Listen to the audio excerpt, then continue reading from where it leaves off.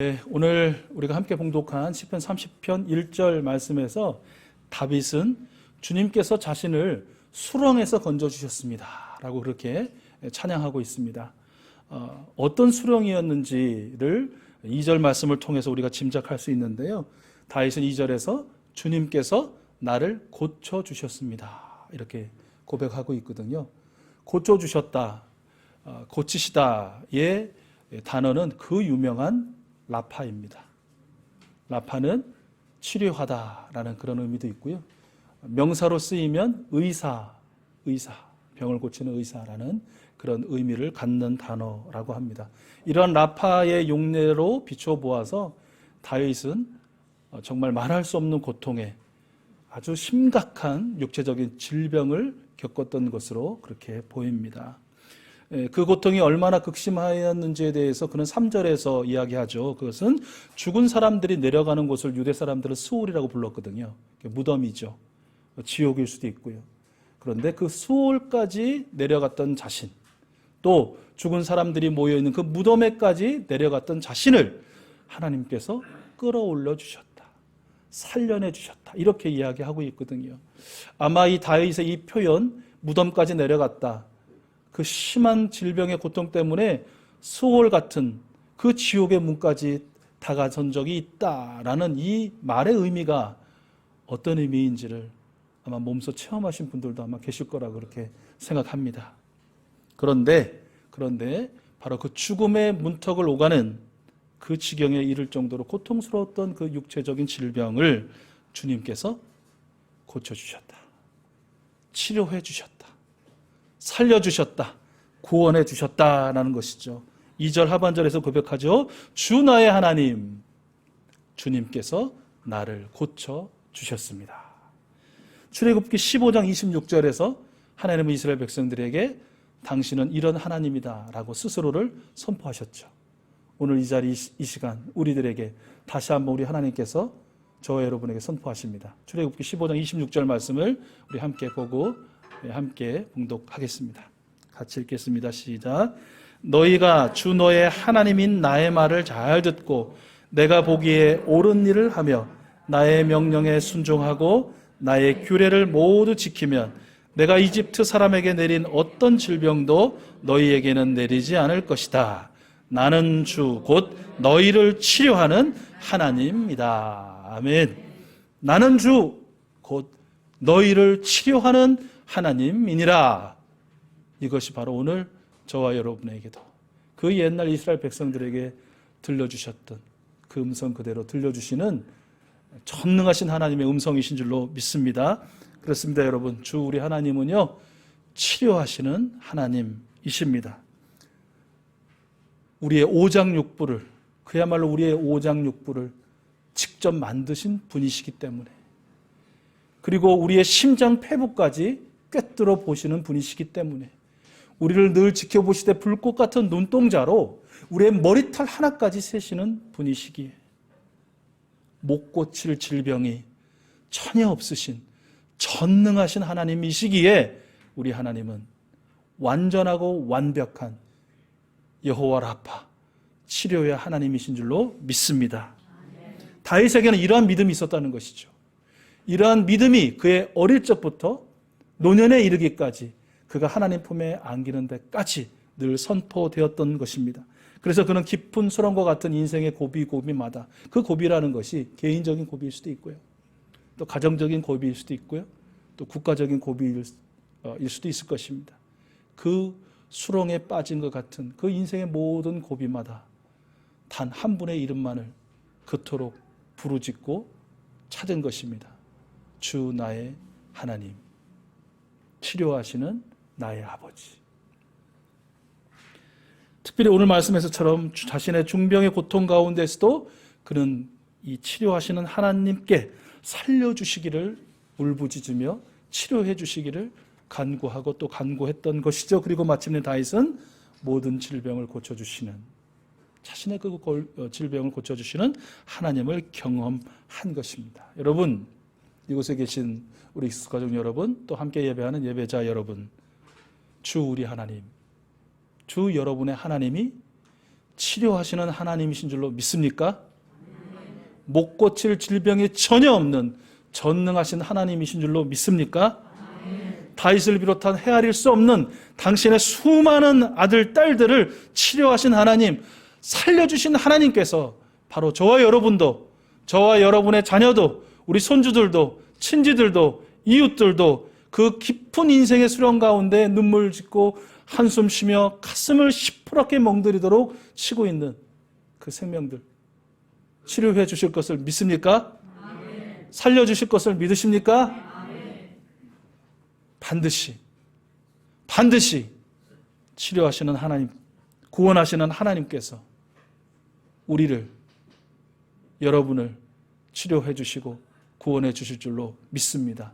치료하시는 하나님이 다윗만의 하나님, 그 해당하는 사람들만의 하나님이 아니라 바로 나의 하나님, 바로 우리의 하나님임을 우리 하나님께서 반드시 경험하게 해 주실 줄로 믿습니다. 그러므로 다윗처럼 치료하신 하나님을 믿는 그 믿음으로 간구하고 부르짖고 울부짖는 우리 모든 익숙수 가족들 되실 수 있기를 소원합니다. 기도하지 않으면, 간구하지 않으면, 울부짖지 않으면 이런 말 뒤를 잇고 싶지 않습니다. 기도하시면, 부르짖으시면, 울부짖으시면 우리 하나님 결코 외면치 않으시고 여러분을 만나주시고 우리를 치료해 주실 줄로 믿습니다. 그 놀라운 경험 가운데 다윗은 오늘 치료하시는 주님 경배하고 찬양했죠. 그리고 자신뿐만 아니라 모든 성도들을 권면합니다. 주님을 믿는 성도들아, 주님을 찬양하여라. 그 거룩하신 이름을 찬양하여라. 이렇게 권면합니다. 그러면서 그 찬양의 이유도 또 이어서 이야기해 주고 있어요. 그것은 주님의 진노는 잠깐이요 주님의 은총은 영원하기 때문이다. 주님의 진노는 잠깐이라고 할 때 이 잠깐이라는 단어의 의미는 눈 한번 깜빡이는 거예요. 여러분 눈 한번 깜빡여 보세요. 하지 않아도 지금 계속 이렇게 눈을 깜빡이시죠. 주님의 진노는 저와 여러분 눈 한번 이렇게 깜빡하는 그 찰나의 시간, 잠깐이라는 것이에요. 그러나 주님의 은총은, 주님의 은혜는 평생이고 영원이다. 아멘. 또 다른 표현으로 하자면 밤새도록 눈물을 흘려도 새벽이 오면 기쁨이 넘치게 하신다라는 것이에요. 여러분 밤새 울어보셨죠? 그런 경험 있으시죠? 아파서 울어보기도 하시고 괴로워서 울어보기도 하시고 힘들어서 울어보기도 하시고 괜한 눈물이 멈추지 않아서 또 울기도 하시고 그러셨을 것입니다. 그 밤 얼마나 여러분 길게 느껴지셨어요? 정말 몇 날 며칠이 지난 것 같고 몇 달이 지난 것 같은 그런 느낌이셨죠. 그러나 여러분 어떻습니까? 그 눈물의 시간이 지나고 다시 맞이하는 그 새벽, 그 아침 어떠셨습니까?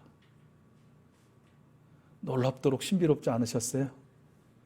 그 긴 밤 흘렸던 눈물, 우리 하나님께서 그의 천사로 하여금 다 담아서 하늘에 올리시고 그 눈물의 이유, 그 눈물에 담겨있는 그 아픔, 그 괴로움, 그 서운함 다 하나하나 헤아리시고 그 눈물의 이유에 맞는 합당한 위로와 힘과 격려와 지지와 구원의 은혜 베푸는 그 빛을 여러분 경험하지 않으셨습니까? 우리 하나님 지금까지도 그리해 오셨는데 오늘 이후로도 영원토록 저와 여러분에게 그 은혜 그 은총 베풀어 주실 줄로 믿습니다.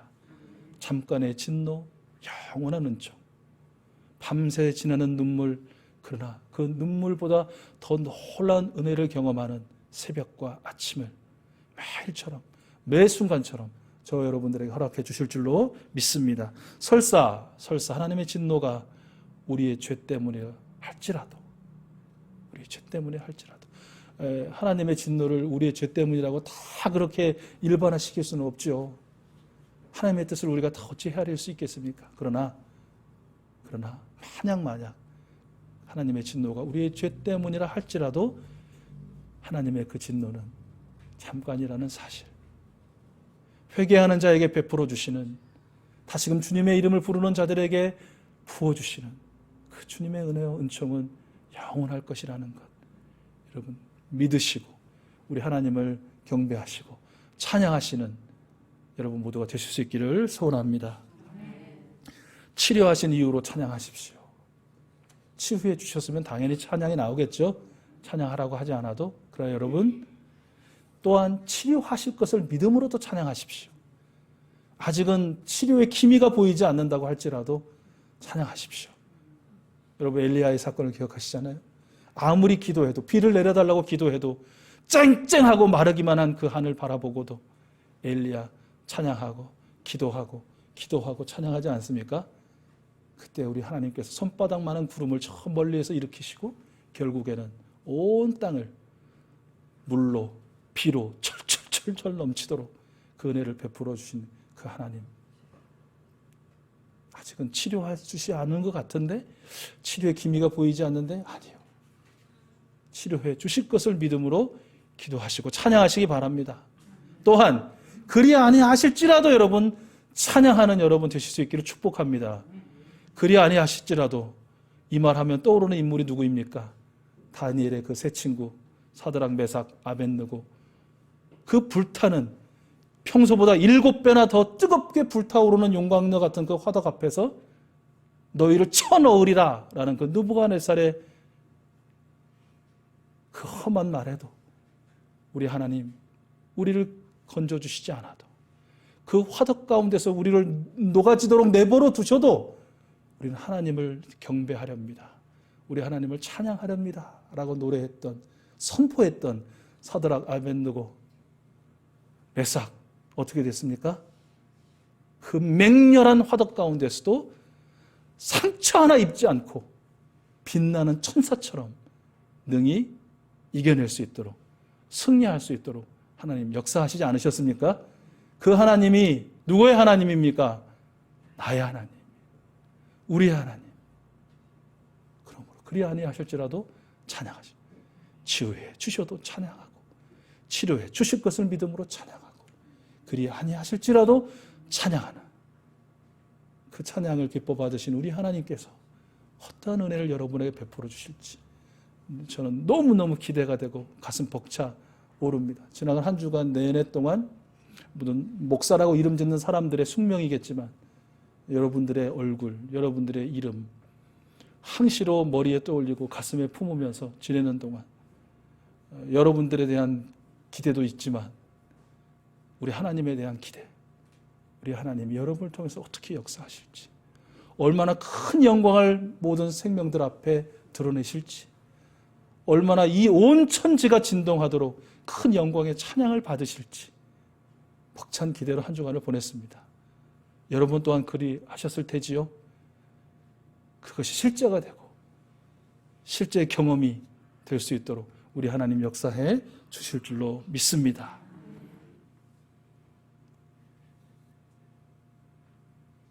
우리 함께 우리의 목소리로만 찬양을 했으면 좋겠는데, 이 찬양은 우리 오늘 본문 말씀에 또 기대어 만들어진 곡이기도 하지요. 우리가 찬양하고 우리가 간구하고 우리가 울부짖을 때에 우리의 통곡을 기쁨의 춤으로 바꾸시고 우리에게서 슬픔의 상복을 벗기시고 기쁨의 나들이 복으로 갈아입혀 주실 그 주님을 우리 함께 찬양하기 원합니다. 내 손을 주께 높이 듭니다. 내 찬양 받으실 주님, 내 마음을 주께 활짝 엽니다. 내 찬양 받으실 주님, 슬픔 대신 희락을, 제 대신 화관을, 근심 신 찬송을, 찬송의 옷을 주셨네. 내 손을 주께 높이 듭니다. 내 찬양 받으실 주님, 내 마음을 주께 활짝 엽니다. 내 찬양 받으실 주님. 아멘. 그런데 혹시 여러분 가운데, 목사님 죄송하지만 그런데 저는 그렇게 큰 걱정 근심이 없는데요, 그렇게 크게 육체적인 질병도 없는 것 같고 마음에 뭐 부담도 없는 것 같고, 요즘 제 너무 행복하고 또 기쁜 그런 나날들을 살고 있습니다 라고 하시는 분도 아마 계실 것입니다. 그러셔야죠. 언제까지나 우리가 만날 때마다 아파요, 괴로워요, 힘들어요, 죽겠어요. 물론 이제 죽겠어요를 항상 죽게 있어요 이렇게 바꿔서 하시면 사시지만, 이러면서 사셔야 되겠어요. 그죠? 건강하시고 안전하시고 평화로우시고 또 형통하시고, 정말 하시는 일마다 열매를 맺는 그런 축복의 인생 될 수 있기를 간절히 바랍니다. 소원합니다. 그렇게 되실 줄로 믿고 늘 여러분을 축복합니다. 여러분, 그런데요, 정말 행복하다, 편안하다, 안정감을 느낀다, 좋다, 요즘 좋다, 그렇게 느껴지실 때 꼭 기억하시라는 것이죠. 잊지 마시라는 것이요. 그것은 무엇입니까? 바로 태산보다 더 든든하게 우리 하나님께서 나를 지켜주고 계시기 때문이다. 이 사실을 늘 경험하며 사는 다윗, 이렇게 고백하죠. 우리 여러분 화면 보시고 함께 6절과 7절, 오늘 시편 30편 6절 7절이에요. 같이 읽어보겠습니다. 시작.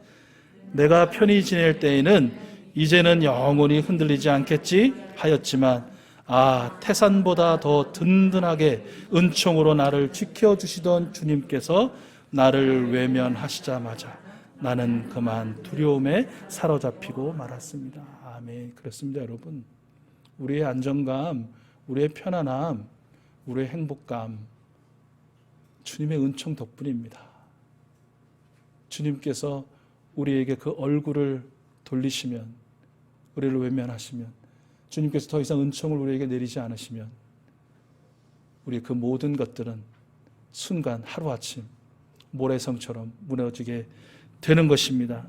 그러므로 여러분, 안전하실 때나 반대로 좀 불안하실 때나 평안할 때나 여러 가지로 혼란하실 때나 건강하실 때나 또 병들어 괴로우실 때나 부요할 때나, 그리고 너무 손에 쥔 게 없이 가난해진 것처럼 느껴지실 때나 미래가 너무 밝아 보일 때나 앞이 캄캄해 보일 때나 우리 주님의 은총, 참으로 태산보다 더 든든하게 나를 지켜주시는 주님의 은총과 은혜를 구하고 또 구하시는, 그래서 베푸시는 그 은총의 주인공들이 바로 여러분 되실 수 있기를 축복합니다. 10절의 말씀이죠. 우리 같이 다윗처럼 이 시간 소리 높여 간구해 보겠습니다. 같이 간구합니다. 주님, 귀를 기울이시고 들어주십시오. 나에게 은혜를 베풀어 주십시오. 주님께서 나를 돕는 분이 되어 주십시오. 오늘 시편의 저자인 다윗은요, 오늘 시편 30편이 몇 절까지 있죠? 12절입니다. 12절입니다. 그런데 이 짧은 12절의 말씀 가운데 주님, 나의 하나님이라는 이 단어를 25번 넘게 사용하고 있어요. 주님, 주 나의 하나님, 나의 하나님, 나의 주님. 우리가 언제나 불러야 할 그 이름, 그 이름이 주님, 나의 주 하나님이십니다. 여러분 함께 해볼까요? 주님, 주 나의 하나님, 주님, 주 나의 하나님. 더없이 편안하고 행복한 순간에 부를 이름도 나의 주, 나의 하나님. 무덤까지 내려간 듯 한없이 피통하고 괴로울 때도 부를 이름, 주님, 나의 주 하나님입니다.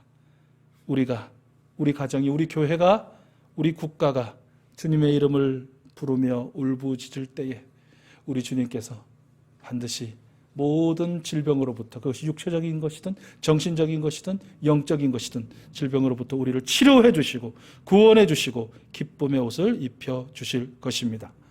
어제 말라기 말씀 묵상하셨죠?